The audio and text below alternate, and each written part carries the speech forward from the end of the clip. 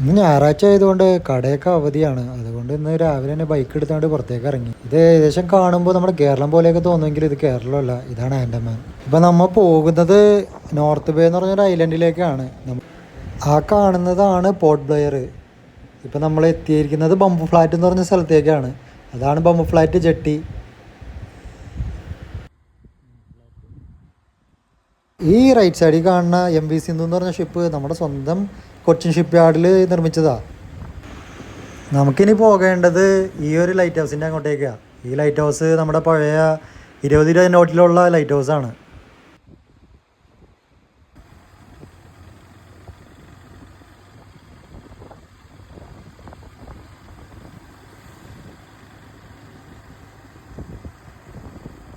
North point lighthouse Andaman.